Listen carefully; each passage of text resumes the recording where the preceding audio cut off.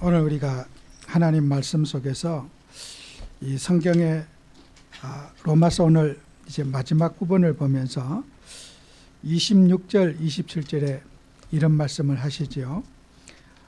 복음을 전하면서 마게도냐 아가야 사람들이 예루살렘에 있는 성도들, 가난한 자들 위하여 기쁘게 얼마나 연보를 하였다 그랬어요. 그리고 또 이 연보한 것을 27절에 보면은 우리가 영적인 것을 나눠 가졌으면 육신적인 것으로도 그들을 섬기는 것이 마땅하다 그랬어요. 이 말이 무슨 말씀이냐면요, 예루살렘 교회가 경제적인 어려움과 문제가 있어서 아가야 교회와 마게도냐 교회에서 헌금을 해가지고 예루살렘 교회에 이제 그 헌금을, 연보를 갖다 이제 드리는 그 일을 오늘 성경에서, 우리 말씀에서 기록하고 있는 내용입니다. 그래서 우리는 두 가지의 헌신을 저와 여러분이 좀 생각해 보셔야 됩니다.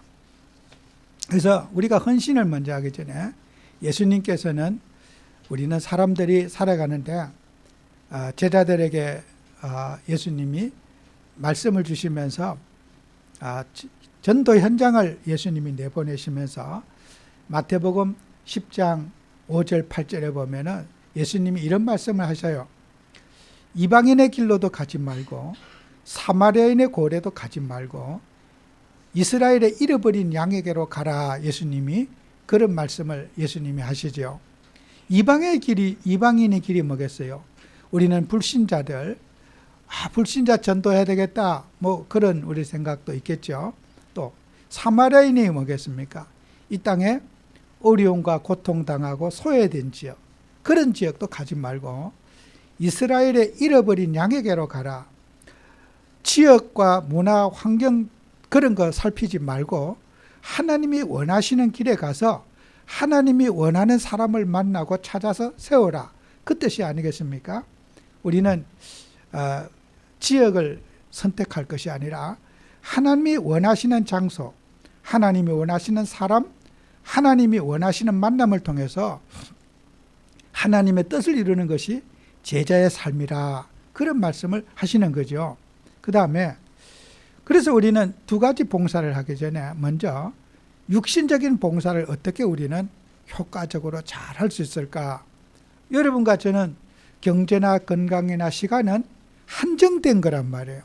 우리가 많은 것이 있으면은 뭐 좀 편하게 나눠주고 하면 좋은데, 우리는 교회라는 것이, 또 우리가 뭐 큰 교회든 작은 교회든 한정된 경제, 또 한정된 시간 속에서 우리가 최적의 선택을 하고 최적의 효과를 누리기 위해서는 정말 기도하면서 성령의 인도를 잘 받아야 되는 거죠. 그래서 초대교회도 마찬가지예요. 초대교회도 복음을 전하면서 예루살렘 교회는 지역의 한계가 있었어요. 그래서 바울을 통해서 사도행전 11장 27절 30절에 보면은 안디옥 교회에 바울이 복음을 전했는데 그게 헬라파 유대인들이 예수를 믿었어요. 자, 안디옥이라는 것은 뭐예요? 마게도냐 지역은 도시입니다. 로마의 식민지면서도 로마 사람들이 많이 사는 헬라 문화권 중심의 도시예요. 도시는 뭡니까? 상업하는 사람들도 많고 장사하는 사람들도 많아서 경제가 돌아가는 곳이 도시예요. 그래서 우리가 농촌이나 어촌은 가난해요. 예루살렘 지역은 어떻습니까? 그렇게 믿음 좋은 예루살렘 초대교회는 아무리 뭐 농사 짓고 어업하는 사람들이 돈을 만져볼 수 없는 그런 지역에, 예루살렘 지역에는 평생 가난이라고 하는 것을 벗어나기 어려운 지역적 한계를 가지고 예루살렘 성도님들은 살아가고 있어요. 영적인 것은 풍성하고 은혜 받아도 좋지만은 이 경제적인 문제는 예루살렘 교인들이 다 예수 믿고 다 하나님 앞에 바쳐도 소득이 있어야지 뭐 이렇게 바칠 거 아니에요? 이 옛날에 농사 짓는 분들은요, 벼농사 한번 지면 1년에 가을에 추수 한 번 딱 돈맛을, 그것도 이제 농사 지어 가지고 좀 남아야 팔죠. 먹고 자기 가족들 먹고 남으면요, 남는 거 얼마 안 돼. 그거 딱 한번 소득 한번 보는 거예요. 그러니 교회가 어떻게 해요? 그런 분들이 교회를 오시니까 교회가 어려울 수밖에 없지 않겠어요? 그러니까 예루살렘 교회가 이 글라디오 황제 때 사도행전 11장에 보면은 글라디오 황제는 AD 41년에서 45년경에 로마에 이렇게 그 황제로 있었던 사람이에요. 그때 천하가 다 흉년될 것이라는 예언이 일어났어. 그래서 실제로 흉년이 든다는 것은 가뭄과 이런 것들이 있으면요, 태풍과 이런 게 있으면은 제일 피해를 보는 것이 농어촌의 피해가 제일 많이 봐요. 낙후된 지역, 농촌 지역이 어려움을 당하잖아요. 그때 그 안디옥 교회는 도시에 있는 교회잖아요. 도시에는 태풍이라든지 가뭄의 영향을 덜 받아요. 그러니까 도시에 있는 교회가 헌금을 모아서 예루살렘 교회에 이제 헌금을, 가난하고 어려운 사람을 갖다 주게 된 거란 말이에요. 그러니까 우리가 이 안디옥 교회는 도시형 교회란 말이에요. 그러니까 우리가 도시 사람들이 해야 될 역할이 이런 우리가 소외된 지역, 낙후 지연 지역에 관심을 가지고 우리가 어떻게 저분들을 효과적으로 육신적인 어려움과 문제들을 도울 것인가, 우리가 늘 고민해 보셔야 되는 거예요. 자, 우리가 선교에 대한 오해가 있어요. 사람들은 동남아시아, 아프리카 이런 나라의 선교사님들은 사실 상당히 육신적으로 좀 어려움은 별로 안 당해요. 그 아프리카의 선교사님이나 동남아시아 선교사님들은 어려움을 별로 안 당해요. 그 왜 그렇게 되냐면요, 우리가 선교 지역에 대한 오해가 많아요.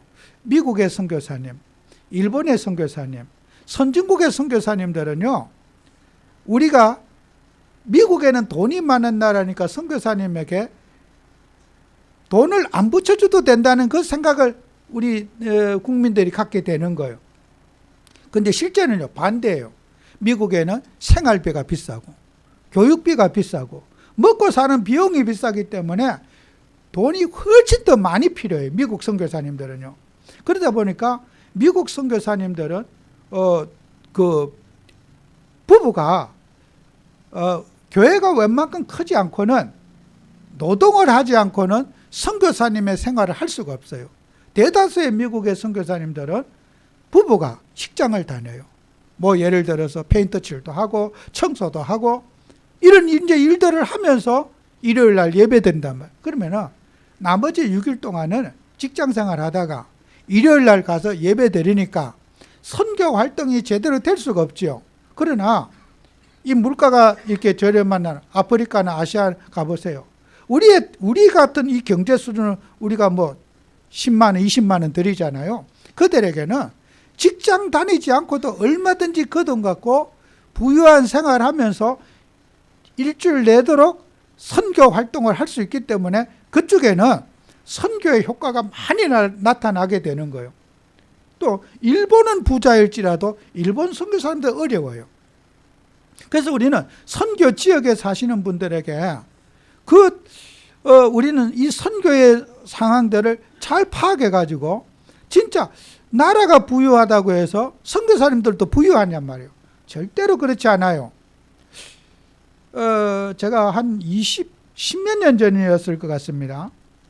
저희 교회 시애틀에 우리 정동기 선교사님 이제 코로나 때 천국에 가셨습니다만, 그분이 우리 이제 한국에 오셨어요. 제가 그 당시에 이제 이렇게 요 가까운 데 가서 점심 식사 때 추어탕을 한 그릇 같이 이제 먹었어요. 근데 이 선교사님 고백이 그래요. 내가 이렇게 맛있는 추어탕을 태어나서 그때 연세가 많으신데도 처음 먹어봤다 그러시더라고요. 막 그냥 예절적으로 이제 그러시겠지, 이제 저는 그렇게 생각했어요. 그 이제 세월이 지났어요. 제가 미국의 LA에 어떤 집회에서 갔는데 거기에서도 그 많은 사람인데 그때 내가 그때 그 10여 년 전에 그 추어탕 먹은 거 잊을 수가 없다고, 아니 그걸 이제 노인이 돼서도 계속 그 얘기를 하시는 거예요. 제가 그거 뭐 우리는 늘상 먹는 그 음식인데 뭐 그것이 그렇게 대단하. 그런데요, 이 선교사님은요, 한국에 나와서 그런 식사 대접을 처음 받아봤대요. 선교사님이. 이제 물론 이제 그 자녀들이 뭐 이렇게 참 이렇게 공부도 잘하고 잘해가지고 이제 미국에 이제 주류 사회에 이제 가시니까 이제 경제적인 어떤 그때 노후에는 어려움이 없어가지고 오히려 막 이제 한국에 있는 목사님들 밥도 사드리고 이제 이러시는 거야. 근데 제가 그걸 보면서요, 제가 일본에 또 갔어요. 일본에 우리 선교사님들이요, 그거 하면 똑같은 고백을 하시는 거예요. 한국에 오신 강사님이 선교사님 밥 사주는 제가 밥 얻으면 좀 처음입니다. 이 얘기를 하시는 거예요. 아, 그럴 수 있겠구나. 일본은 부자 나라고 돈 많으니까 안 해도 되겠구나. 그 우리 교회가 이렇게 선교 활동을 하고 선교비를 우리가 꾸준하게 하는 이런 것들은요, 하나님이 참 기뻐하셔요. 그 일본은 나라는 부강할지 몰라도 거기에 선교 활동을 하는 때는 많은 비용이 필요한단 말이에요. 그 뭐죠? 저 아프리카나 저 우리 모슬렘 지역 선교사님들요, 어떤 분은 물론 뭐 선교사님 뭐 벤처 타고 다니는 거 뭐 나쁜 일은 아니겠죠. 제가 현장에 가보면요, 그야말로 진짜 막 최고의 귀족 생활을 하시는 분들이 많아요. 야, 아프리카는 어려운 나라니까 막 뭐 이렇게 북한 선교한다면 막 눈물 흘리면서 도와드리는데, 선진국에 간 선교사님들은요 굉장히 어렵고 힘들어요. 그래서 우리는 선교 현장을 파악해서 1차적으로 우리가 그 선교 활동의 상황을 알고 거기에 정말 우리가 맞게 후원도 해주고 기도도 해주고 배려해줘야 된다는 거예요. 초대교회는 자, 예루살렘 교회가 경제적인 지원을 받는다는 것은 어떻게 보면 좀 창피한 일이잖아요. 부끄러운 일이에요. 그죠? 예수님이 복음운동한 그 예루살렘 지역에 초대교회가 경제적인 선교를 해도 참 뭐 잘한 게 아닌데 오히려 경제 지원을, 개척교회한테 경제 지원을 받는 거예요. 이거 조금 부끄러운 일이잖아요. 부끄러운 일이라 할지라도 이게 현실입니다. 우리가 농촌에 지금 목사님들 가셨어요. 제가 어릴 때만 해도 농촌에 도시의 목사님들이 농촌교회에 헌금도 해드리고 했어요. 농촌에 그 뭐 가구들 몇 가구 있는데 거기 목사님들이 목회를 해서 교인 동네 사람이 다 예수를 믿어도 이 선교사님 목사님들이 밥 먹고 살기 어렵습니다. 자식 교육하기 어려워요. 그러니까 우리는 현장에서 우리가 현장의 필요에 맞게 맞춤형 섬김을 해야 된다는 거예요. 그래서 우리는 면밀히 따져서 교회가 정말 어떻게 해서 이 작은 물질을 가지고 효과적인 우리가 하나님의 일을 할 수 있을까? 우리가 이걸 고민을 해야 된다는 거예요. 그래서 우리는 교회 안에 사는 성도님들에게 이런 지역의 한계, 문화의 한계, 또 사도행전 8장 4절에서 8절에 보면 사마리아 전도가 나와요. 이 사마리아는 도시도 우리가 한번 또 생각해 봐야 돼요. 이 사마리아는 이 오므리 왕이라 이스라엘의 왕 오므리 왕이 세운 나라가 사마리아예요. 북이스라엘의 수도가 사마리아였는데 예수님 오시기 전에 한 900년경에 이 사마리아라는 한 도시가 세워졌어요. BC 900년경에 세워졌는데 여기서 한 200년, 721년에 200년도 못 갖고 사마리아가 아시리아에게 멸망을 당했어요. 그래서 멸망을 당하니까 아시리아가 북이스라엘을 점령해서 사마리아를 점령하니까 어떻게 해요? 남자들은 다른 데로 유배를 시키고 아시리아 사람들, 페르시아 사람들이 사마리아에 와가지고 결혼을 시켰어. 남자는 페르시아 사람, 여자는 유대인. 이 결혼하니까 어떻게 해요? 이게 유색인종이 나오는 거예요. 남쪽의 유다는 예루살렘을 중심으로 혼혈일이 생기지 않았는데 이 북쪽 이스라엘에는 혼혈일이 나오고 막 검은 사람도 나오고 또 막 이렇게 흰 사람도 나오고 이러니까 어떻게 해요? 혈통이 무너지게 되는 것이 바로 이 사마리아라는 도시예요.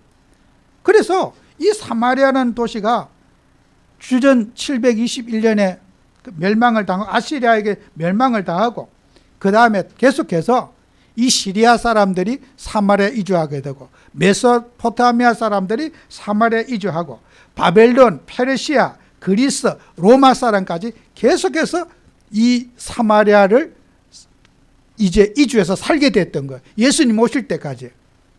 그러니까 같은 유대인들의 공동체지만은 북쪽 이스라엘과 남쪽 유다는요, 이거는 물과 기름처럼 섞이지 않는 그런 분리된 국가가 된 거죠.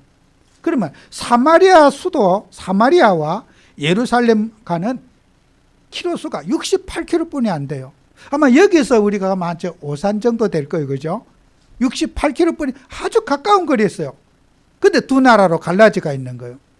지금도 그 상황은 진행되고 있잖아요. 지금 하마스, 지금 팔레스타인, 이스라엘이 지금 팔레스타인들을 뺑돌가면서 철조망을 쳐가지고 꼼짝도 못하게 이렇게 가다 놨어요.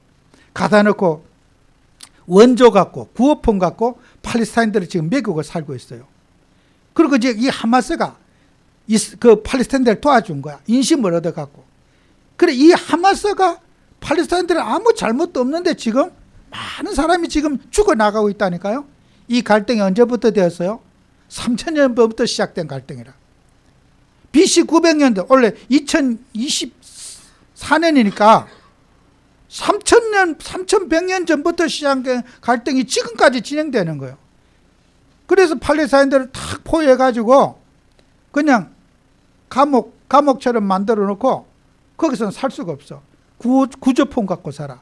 그래서 하마스 그 지하드가 계속해서 팔레스타인들을 물자도 도와주고 뭐 도와준 거야. 인심을 얻어갖고. 이게 이제 하마스가 전쟁을 일으킨 거야. 그런데 이 땅굴 파갖고 뭐 전쟁한다는데 죽는 사람은 하마스가 죽는 게 아니라 팔레스타인들이 지금 다 죽고 있다는. 지금 뉴스에 보니까 2만 명이 넘는 사람이 죽어나가고 있다고 그러더라고요. 이렇게 지금도 그 갈등이 진행되고 있어요. 그래서 사마리아는요, 그들 예루살렘을 중심으로 예배를 남쪽 유다는 드리고 사마리아는 예루살렘 성전에 예배하러 못 가요. 그리심산이라고 하는 신약 성경에 나오잖아요. 그리심산에 가서 따로 자기들끼리 예배를 드리게 되는 거예요. 이렇게 해서 분리가 되어 있는 그런 나라. 그래서 사마리아는 어떻게 해요? 낙후되어 있고 고립되어 있고 거기에는 사도행전 8장에 보면은 불치병자도 많고 또 어디에나 귀신 들린 자가 있겠지만은 사마리아 성에는 유독 그런 질병의 불치병과 가난과 어려움과 소외계층들이 많은 곳이 사마리아라는 거예요. 그러니까 이런 지역에는 어떻게 해요? 우리가 육신적으로 그분들을 배려도 해주고 정상적인 사회활동할 수 있도록 상처를 치유해주고 그들을 교육시키고 관리해주는 그런 우리가 육신적인 선교가 필요하지 않겠어요? 우리가 사람들이 배우지 못한 분들을 어떤 교육 수준이 낮은 분들, 어떤 그런 특이 행동을 하시는 분들, 이런 분들을 교회가 찾아서 세워주고 관리해주는 역할, 복음만 전하면 되는 것이 아니라 육신적인 문제들을 파악해서 그것들을 우리가 어떻게 도와줄 것인가. 이 사마리아라고 하는 도시가 지금도 있지 않겠습니까? 우리 지역에도 사람이 살아가는데 소외당하고 어려움 당하고 환경에 상처받은 분들을 우리가 어떻게 그분들을 포용하고 그분들을 이 사회와 함께 공동체 생활에 함께 할 수 있도록 어떻게 도와줄 것인가. 우리 전도자들은요, 늘 그런 고민을 하시고 거기에 맞는 기도 내용이 있어야 된단 말이에요. 우리는 교회 생활하면서 어떤 이념에 빠져가지고 어떤 막 하면 안 되는 거예요. 항상 성경 말씀을 기준으로 가지고 성경에서 어떻게 주님의 제자들이 어떻게 전도 활동을 하고 어떻게 사역한 것들을 면밀히 살펴서 우리가 그걸 교훈으로 삼아서 우리도 그대로 실천하는 것이 이 성경적인 전도란 말이에요. 그 우리가 말씀의 기준이라는 거예요. 그 다음에 우리는 영적인 봉사를 또 해야 돼요. 육신적으로 먹고 살고 사회활동하는 것도 중요하지만은 이 또 영적인 것들 또 도와주지 못하면은 육신적으로 아무리 잘해줘도 그것은 무의미한 거란 말이에요. 그 영적으로는 어떻게 우리가 도와줘야 될 것이냐는 거예요. 디모데후서 3장 15절 17절에 보면은 말씀으로 우리가 성도님들을 세워야 된다. 디모데후서 3장 16절에 보면 이런 말씀 있잖아요. 모든 성경은 하나님의 감동으로 된 것으로 교훈과 책망과 바르게 함과 의로 교육하기에 유익하니 이는 하나님의 사람으로 온전하게 하며 모든 선한 일을 행할 능력을 갖추게 하려 함이라 그랬어요. 이 성경 말씀은 하나님 말씀이 돼가지고 교훈을 가르치고 책망을 가르치고, 여러분 어떤 부도덕하고 좀 불선한 사람들에게 여러분이 가르치려고 왜 당신 사람 죽였어?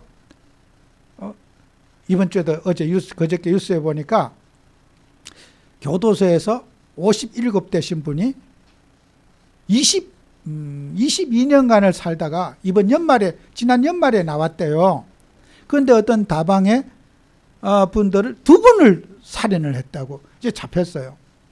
근데 계산을 해보니까 세상에 무슨 죄를 지었길래 22년을 교도소에 살다가 연말에 나온 지 지금 오늘 연초인데 되지도 않았는데 사람 2명을 죽였어요. 그러면은 그 사람이 57에서 22를 빼면은 25 아니에요? 그 젊은 꽃다운 나이에 22년을 살다가 나왔어. 이야, 진짜 우리가 그런 출소한 분들 사회 적응력이 있겠는가? 멀쩡한 사람도 직장 가기 어려운데 이런 분들이 직장 생활 할 수 있는가? 그냥 우리가 이게 이런 재활 대책들이 이게 진짜 필요하겠다. 그 사람은 좀 미안한 얘기지만 교도소 가 있는 게 더 편할 겁니다. 22년 동안 거기에 살다가 밖에 나오니까 할 게 뭐가 있어요?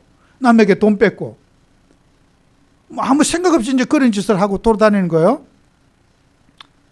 우리가 이 사회에 적응할 수 없는 사람, 이게 그냥 제가 뉴스를 듣지만은 이런 사람들 어떻게 우리가 재활할 수 있을 것인가? 여러분과 저에게 우리가 복음 전한 우리에게 이분들을요 가르친다고 될 건가? 당신 살인은 나쁜 거야, 하지 마, 이래서 될 거냔 말이에요. 교육의 한계가 여기 있는 거예요. 이런 우리가 인간을 교육할 수 있는 것은 지난주에 되겠지만 하나님 말씀뿐이 없어요. 말씀 배울 때 사람을 말씀 속에 책망을 받게 되는 거예요. 사람은 죽이면 안 되는 거구나. 아무리 어려워도 힘들어도 내가 죽게 되었어도 성경 말씀에 살인하지 말라. 하나님의 말씀이 그에게 교육이 되는 거예요. 책망이 되는 거예요. 그래서 우리가 범죄자들 말씀 봐야 돼요. 이상한 그런 행동을 하는 사람, 특이한 행동하는 사람, 하나님 말씀 보면 고쳐져요. 내가 잔소리 평생에도 안 되는 거 성경 말씀 보면 사람이 바르게 되어지는 거예요. 의로 교육하게 유익하다고 했잖아요. 목사가 잔소리해서 목사님 그런 것도 못 가르쳐요, 교인들을. 제가 가르쳐서 될 것 같으면 하나님 필요 없게요. 하나님 말씀으로 사람을 교육할 수 있다는 거예요. 교회 다니는 사람은 왜 그래요? 많은 분들이 그러죠. 저 사람 교회 다닌다며. 교회는요, 치유받기 위해서 하나님이 성도님들을 교회에 오시게 하는 거예요. 여러분과 저는 하나님의 말씀 가지고 책망을 받고 하나님 말씀으로 의로 교육되어지고 하나님 말씀으로 우리가 선한 삶을 살아갈 수 있는 기준이 된다는 거예요. 그러니까 우리가 말씀 봐야 되겠죠, 그죠? 말씀 안 보면은 여러분과 저의 의지 관계없이 나쁜 길로 가는 거예요. 나쁜 사람 되고 싶어요? 착한 사람 되고 싶지요? 착한 사람 되고 싶으면 말씀 보셔야 돼요. 여러분이 하나님의 말씀을 상고하지 않으면은 나도 모르게 나쁜 사람 되어져 있어요. 오히려 어떤 면은 나쁜 사람 고쳐지지 않는 거예요. 우리 기독교인들이, 그리스도인들이 늘 말씀을 상고하는 습관을 가져야 된다. 그래서 우리가 영적인 봉사의 가장 핵심은 뭐냐? 우리가 뭘 도와주고, 당신 빌어먹지 말아라. 아무리 가르쳐도 안 돼. 말씀 보면은 빌어먹는 게 아니고 도와주고 싶은 거예요. 그죠? 봉사해주고, 사랑해주고, 섬기고 싶은 거예요. 여러분, 길거리에 다니는 이 거지들, 당신 왜 이렇게 남한테 구걸이나 하고 돌아다녀? 가르쳐도 안 돼. 옷도 깨끗이 입고 다니지. 안 됩니다. 말씀 보면요. 말씀 속에서 양심이 살아나고. 내가 나보다 더 어려운 사람 도와줘야 되겠구나. 하나님 말씀 속에서 인생이 새롭게 바뀌어지게 되는 게 말씀이라는 걸 여러분이 붙잡으셔야 돼요. 생활에 실패해서 그분들이 거지 된 게 아니에요. 인생이 근본이 무너졌기 때문이에요. 그래서 우리가 말씀을 교육하고 우리가 또 뭐 해야 돼요? 영적인 훈련을 해야 돼요. 우리의 육신적인 체질을 영적인 체질로 바꿔야 돼요. 기도하는 체질을 바꾸고 하나님을 바라보는 체질을 바꾸고 세상을 막 쳐다보는 체질을 하나님 바라보는 체질로 바꾸는 게 영적 훈련이 아니에요? 그러면은 사도 바울이 갈라디아 1장 16절 24절에 보면은 그가 복음을 받았어요. 복음을 받은 다음에 이런 말을 하죠. 나는 혈육과 의논하지 않고 내가 앞으로 어떻게 예수를 믿었는가, 어떻게 살아야 될지, 무슨 일을 해야 될지 혈육과 의논하지 않았고, 그 다음에 먼저 사도된 자들에게 사도에 가서 목사님 나 앞으로 어떻게 살아야 돼요? 목사님한테 물어보러 가지 아니었고, 어디로 갔다 그래요? 내가 아라비아로 가서 아무도 인간관계 없는 그곳에 가서 내가 하나님 바라보는 훈련을 내가 세워야 되겠다. 3년 동안 아라비아에 가서 3년 동안 말씀 보고 하나님 바라보는 훈련을 바울이 한 거란 말이에요. 그 후에 3년 후에 내가 예루살렘을 방문했는데 아무도 나를 만나주지 않더라는 거예요. 누구를 만났어요? 사도 야고보 외에는 한 명도 못 만나봤다는 거예요. 내가 살인범으로 예수 믿는 사람 잡아 죽이고 핍박하던 자가 3년을 지났다고 해서 그 성도님들이, 상처받은 성도님들이 바울을 용서할 수 있을까요? 목사님도 용서하기 어려워요. 우리 교인 죽였는데 저걸 어떻게 교회가 받아줘? 예수 믿는 집을 급습해가지고 사람 죽였는데 저걸 3년 동안에 마음이 다 씻어질까요? 그거 쉽지 않아요. 베드로도 안 만나줬다 그랬어요. 바울을. 3년 동안 갔다 왔는데 아무도, 야고보 외에는 한 명도 만나보지 못했다고 갈라디아 1장 기록하고 있잖아요. 내 이미지, 육신적인 이미지, 혈기 많은 이미지, 내가 과거에 혈기 대장이고 그런 나쁜 짓을 하던 나는 변화가 됐지만 상대방이 안 믿어주는 거예요. 옛날에 저런 인간이 저게 변화됐을까? 저 재발하면 어떡하지? 교회가 무서운 거예요. 바울을요. 아는 척도 하고 싶지 않고 변화됐다 해도 확인하기 전에는 바울을 성도로 받아주기가 곤란한 거예요. 목사님들도 성도들도 눈치를 보는 거란 말이에요. 베드로도 내가 저 성도를 교회에서 받아주면은 우리 성도들이 뭐라고 생각할까? 그런 상처와 감정을 이해해 줄 수 없는 상황이란 말이에요. 그래서 야고보만 만나고 내가 왔다. 갈라디아 1장에 그걸 바울은 기록하고 있는 거예요. 뭐요? 우리는요, 여러분은 상처 줄 수도 있고 받을 수도 있어.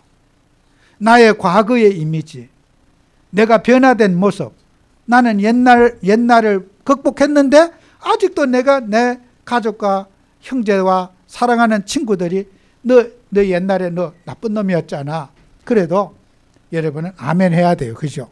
나 나쁜 놈 아니야. 옛날에 나는 몰라서 그래. 나는 아니지만 상대가 나를 그렇게 가지고 있으면 어떻게 해요? 내 스스로 나 나쁜 놈 아니야가 아니라 우리는 상대방이 이해될 때까지 기도하고 기다려주고 여러분이 인내하셔야 되는 거예요.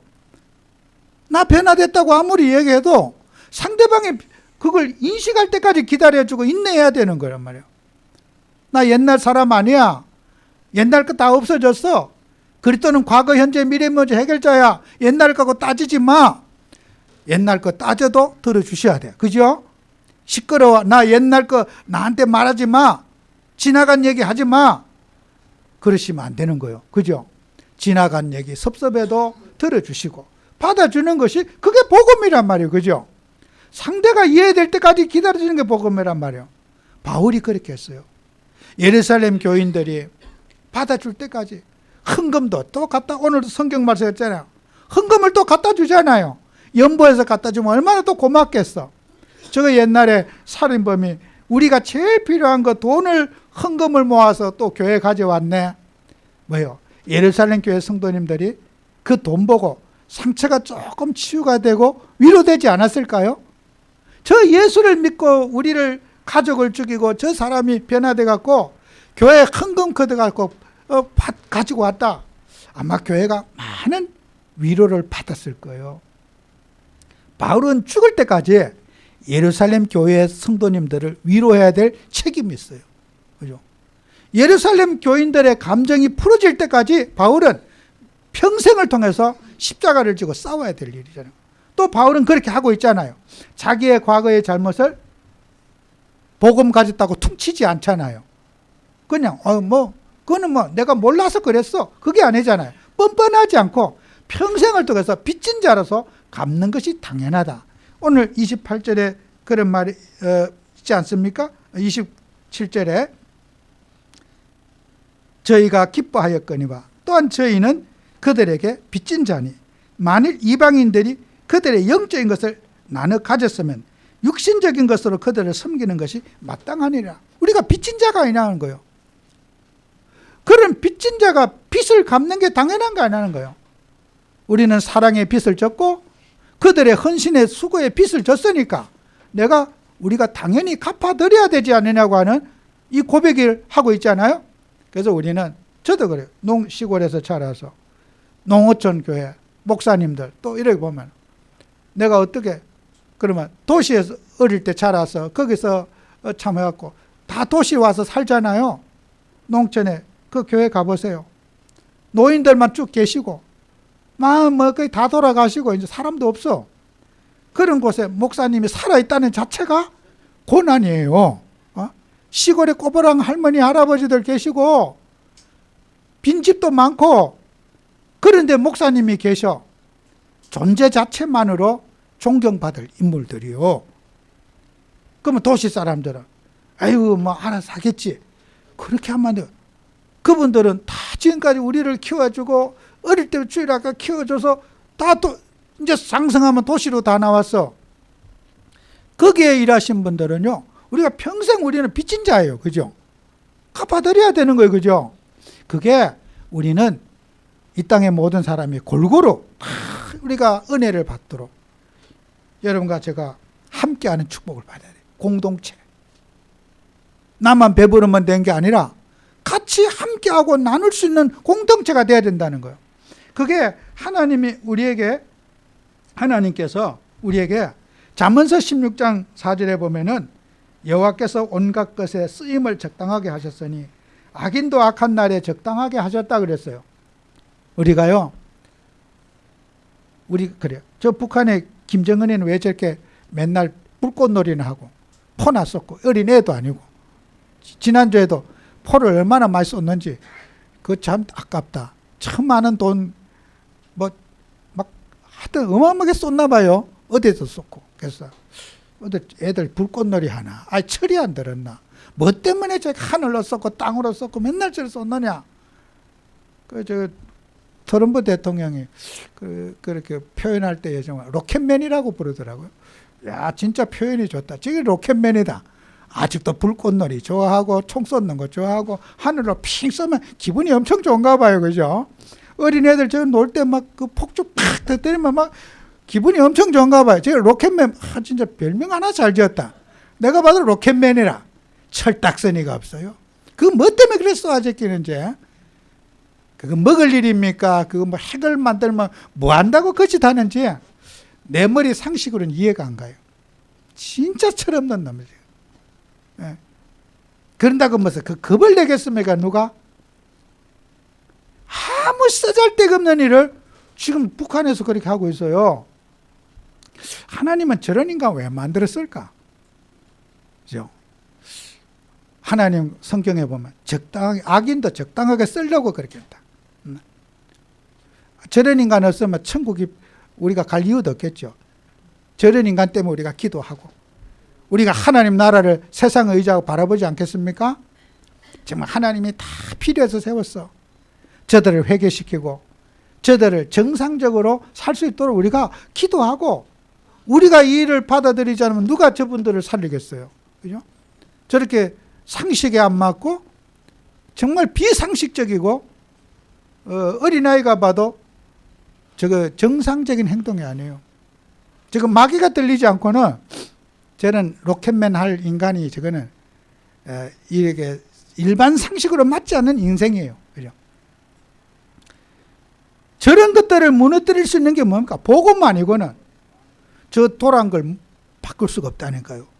하나님이 저의 인생을 바꾸지 않은 이상 북한 주민을 살릴 방법은 없어요. 저거 몽둥이로도 저거 안 됩니다. 저거 어떻게 되겠어요?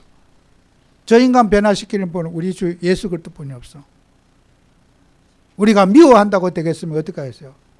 그래서 우리는 악인들에 대한 미운 감정 내려놓고 기도하자. 진짜 나쁜 놈 놓고 기도하는 거 어렵습니다. 수용하고 함께하면서 기도로 도와주고. 정말 저 북한은 저도 가끔 그래요. 저것들 그냥 하나님 한 방에 그냥 눈째 깎고 그냥 박살을 냈으면 좋겠습니다. 그것도 일시적인 마음이지 목사가 그러면 되겠어요. 하나님 저들의 굶주린 백성들, 굶주린 사람들 하나님 구원시켜 주세요. 그 뉴스 같은 거 들으면 감정이 나요. 그죠? 근데 기도하다 보면 아유 그건 아니지. 내가 정말 저들을 우리가 복음 전하고 전도하고 살려야지. 여러분과 제가요. 그 악인들을 생각할 때 악인을 행동이 좋다가 아니라 악인을 인정해주고 그 존재 자체를 인정해, 그 존재 자체를 놓고 기도해주고. 그죠? 그게 나쁜 행동이지만은 김정은에 의해서 우리가 그 악한 영에게 묶여있는 걸 놓고 기도해야 되지 않겠어요? 그게 그리스도인들의 자세라는 거예요. 그래서 우리가 사도행전 13장 48절인 대로 영생 주시기로 작정된 한 다 믿더라. 그 속에도 하나님의 선택을 받은 사람은 복음의 불모지에도 하나님의 사랑을 입은 자는 예수 믿게 되어 있어요. 지옥 갈 사람 지옥 가겠지만은 구원받을 사람이 있다는 거예요. 그래서 지금 우리 이 지구는 몸살을 안고 있고요. 사람이 2만 명이 죽어가고 막 우크라이나, 이라크, 러시아에 그렇게 수많은 사람이 부상 있고 죽어가도 이제는 뉴스가 항상 무감각해. 죽으면 죽나 보다. 왜요? 감각이 무뎌져요. 그래서 저는 저 자신도 그래요. 뉴스 보다 보면 이제는 뭐 10,000명 죽었다 이만 그냥 예전은 좀 불쌍하다고 우리가 좀 어떻게 도와줄까 그랬잖아요. 지금 마음이 그렇게 냉소적이 되어버려요. 우리가 그리스도인들이 이런 지금도 분쟁과 이유 없이 어린아이들이 죽어가고 있고 그런 흑암 속에 지금 있는 저들에게 정말 우리가 복음 전해서 사람 살리는 증인 되는 여러분 되시기를 축원합니다. 기도합니다. 하나님 아버지, 우리 성도님들 축복하셔서 두 가지의 헌신을 회복하는 응답받게 해 주옵소서. 정말 이 땅에는 그리스도 예수의 복음이 필요하고 살리는 복음이 필요하고 치유하는 복음이 필요합니다. 주님, 우리 성도들의 가슴 속에 그리스도의 사랑과 예수 그리스도의 마음을 주셔서 현장을 살리고 세상을 치유하는 증인들이 되게 해 주옵소서. 예수님 이름으로 기도합니다. 아멘.